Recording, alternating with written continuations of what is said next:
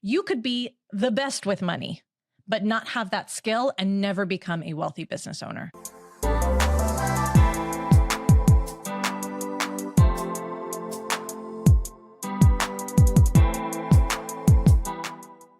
Hello, business owners. Welcome back to the Wealthy Business Owner series. We are diving into blowing up all of the rules that you thought were what makes somebody good with money or what makes somebody bad with money. And today we're talking about managing your money.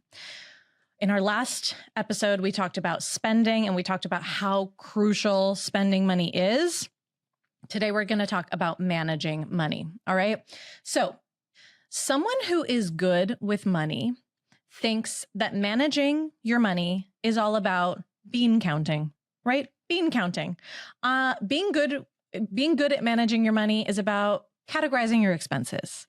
It's about having your tax savings set aside. It's about, doing monthly money dates. And although that's important, right? I'm not negating that that's not important. It is very important. Someone who is a wealthy business owner knows that being good at managing your money is 90% about managing your emotions and your mind and 10% about bean counting. Why? Why, Gina? Why do emotions matter? Blah, blah, blah, blah, blah. The reason that managing your emotions and managing your mind is so far and beyond important than bean counting is because as business owners, we have so many circumstances that happen financially to us every week, if not every day, that a regular 9-to-5 employee will never have. Okay. A regular 9-to-5 employee has to manage their paycheck. Maybe they get paid bi-weekly or every other week. And they do have to manage their personal finances and the things that happen in personal finance. I'm not trying to negate that, but a business owner has to do all of that and manage all the making of the money and everything that comes with that. And I don't know about you, but there's constantly things happening. You might have a refund request or a chargeback from a client. You might have a missed payroll and you feel the embarrassment and the guilt, right? You may have a overdraft. You may have been denied a loan because you're so maxed out on all your credit cards and there's no way to get more money. There's just every day, every week, there's a new thing coming at you, right? And on top of all of those potentially negative circumstances that are sometimes out of your control, sometimes in your control, but nevertheless happening, there's also you're in charge of making more money. Every day you're in charge of making more money, of going out and making more. Whether you're the primary, salesperson in your business or not, it is ultimately your responsibility that the business makes more money. And with that comes rejection. Like 100%. Every single one of us has dealt with rejection. And in fact, the more we grow, the more rejection we get. Okay. So bean counting, very important. I want you to know your P&L. I want you to know your expenses. I don't want you to be an ostrich with your head in the sand about your finances. I teach an entire cash flow management strategy that uses 3 bank accounts so that you can be managing your money. But if that's the 10%, 90% is how you react to the circumstances that happen to you every single day in your business. Okay? Someone who is good with money, who's good at bean counting, may be terrible at managing their mind. So what that looks like is, okay, I got a really angry client and a big refund request, and I am going to freak out and maybe I'm going to escalate it and I'm going to get my lawyer involved. And now we're in small claims court. And now I've spent weeks and I'm spending lawyers' fees and it's blown up my whole schedule for the next 2 months because I'm going back and forth with this person. Or maybe I just roll over and I go, oh my God, yeah, I'm so sorry. Here's a refund. And I break my policy, right? But someone who is good at managing their mind, they get a refund request and they pause and they allow themselves to feel whatever feelings come up. Anger, despair, fear, anxiety, overwhelm, whatever it is. They feel the feeling. Being good at managing your mind and your emotions isn't about being good at stopping feelings. You're not trying to stop feelings from existing, but someone who's good at managing it sits and pauses and lets the feeling ride through them. I feel really overwhelmed that this person asked for a refund request, because not only do they think my work was bad, they might go tell other people. I might lose business because of this. And on top of that, I don't have the cash to refund them because I already paid out my contractors for the project and right? Like, I can still feel all those feelings. And then I sit and then I decide, what is the next best step for my business right now? And I might take a full 48 hours to think about it, right? One of my coaches teaches something she calls the peace pause. Kirsten Roldan, shout out to Kirsten Roldan. A peace pause is 48 hours. You don't do anything. You just feel the feelings. And then you decide what you're going to do next. Are you going to enforce your contract policy? Are you going to come up with a compromise? Are you going to get on the call with them and try to understand what went wrong? Are you going to try to rectify it? What are you going to do from a place of neutrality and peace, not from a place of, oh my God, I'm going to go out of business because of this? So really, managing your emotions in business is all about not taking action first. People who are really bad at managing their emotions in business jump to action so fast, like within seconds.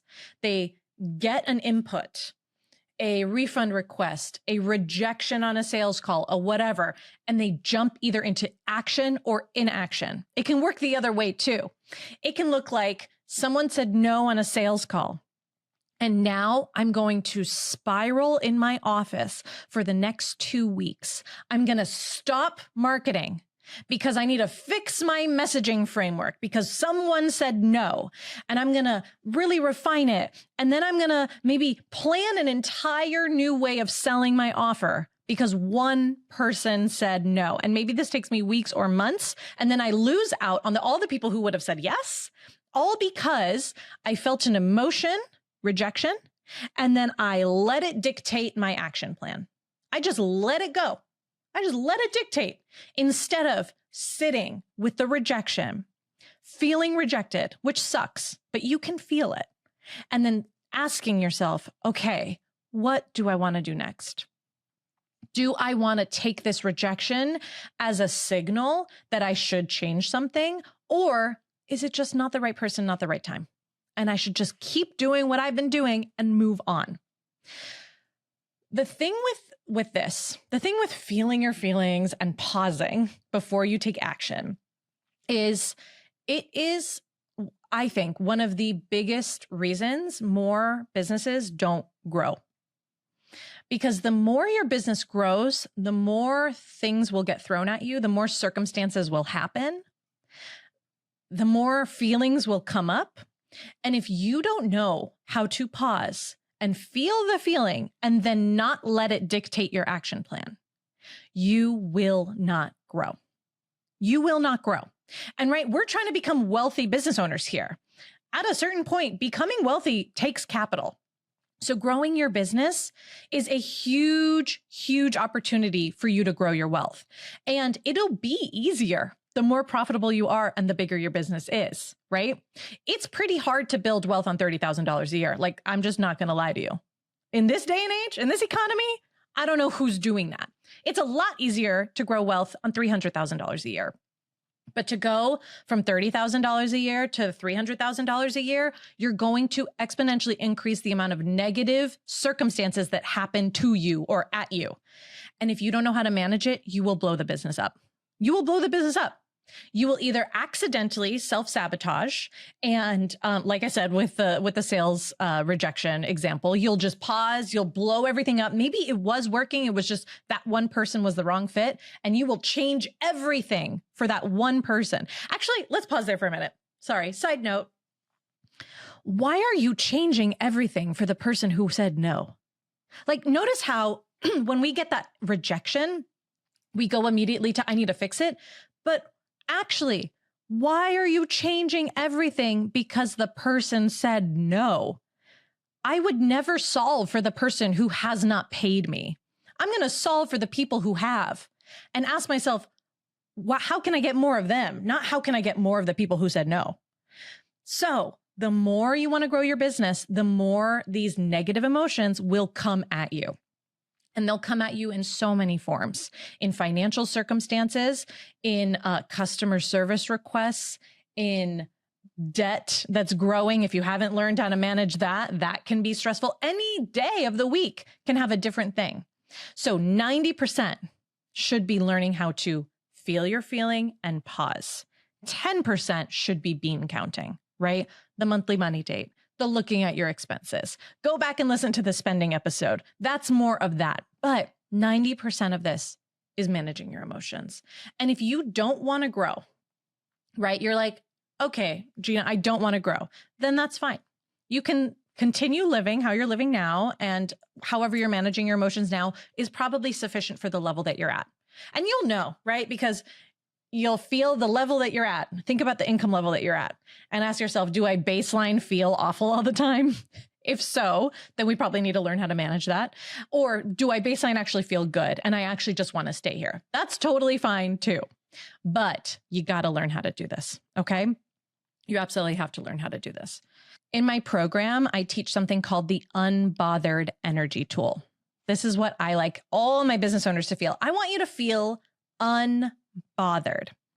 Unbothered is when something comes in and you just go, okay, anyways, and you continue on, right? It's the absence of the pivot, if that makes sense.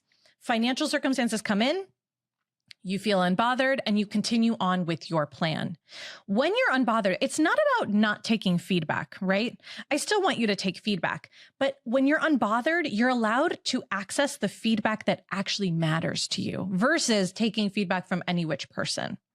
When you're unbothered, you know another circumstance is right around the corner, and it doesn't mean your business is blowing up.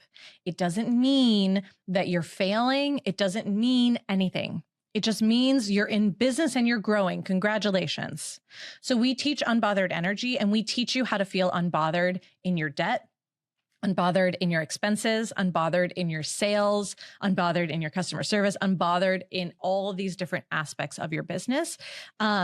Because it is so much easier to grow when you feel unbothered than when you're letting your emotions dictate your actions. And again, feeling unbothered even, it's not about not feeling the anxiety. It's just about not letting the anxiety dictate your actions and processing the anxiety, getting to unbothered, and then moving forward. Okay?